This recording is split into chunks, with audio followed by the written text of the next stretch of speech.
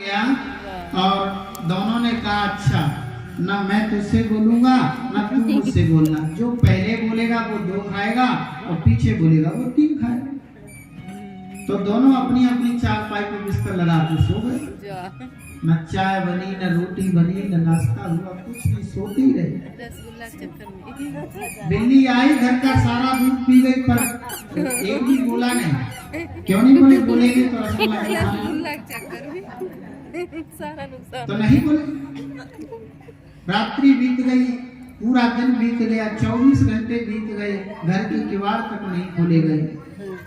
पड़ोसी मोहल्ले वालों ने सोचा पता नहीं चौबे जी आज कहाँ चले। अरे बाहर से तो ताला नहीं लगा है, कहीं जाते तो ताला लगा होगा, अंदर से निकले नहीं। धीरे धीरे करके 25 घंटे बीत गए। मोहल्ले वालों ने कहा लगता है चौबे जी तो मर गए। आवाज तक नहीं आ रही, पति पत्नी बोल नहीं रहे, रसगुल्ला दो खाने, आवाज तक नहीं आई। पड़ोसी ने सबने मिलकर सोचा कि तो किवाड़ खोलने पड़ेंगे, लगता है पति पत्नी दोनों एक ही साथ चले गए। भगवान को प्यार, कोई कहने लगा अरे उनकी पत्नी कोई कम थोड़ी थी, सती साध्वी पतिव्रता थी, पति के साथ ही प्राण छोड़ दी। बलपूर्वक किवाड़ खोले, गेट खोला और देखा तो दोनों जाग रहे हैं, लेकिन एक दूसरे से बोले नहीं, देख रहे। बोलेंगे तो फिर रसगुल्ला हो। ऐसे ऐसे करके आंखों के आगे लोगों ने हाथ लगाए तो पलक झपक नहीं रहे। अरे लगता है ये तो आंखें फटी की फटी रह गई। कोई बोला लगता है आंखों से प्राण निकले हैं।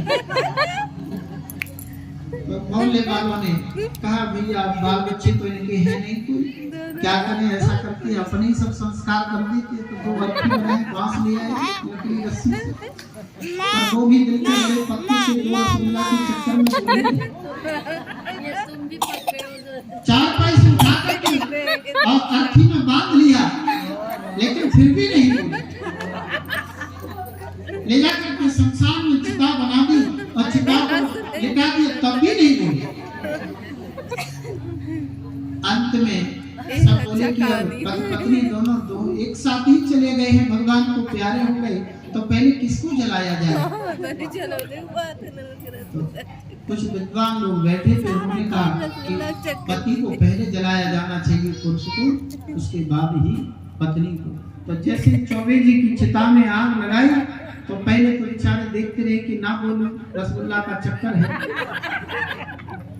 पर जब उनके शरीर में आग प्रवेश करने लगी तब एकदम से क्रोध में बोले अरे भली मानस तू 3 खा लेना, पर अब तो बोल जा।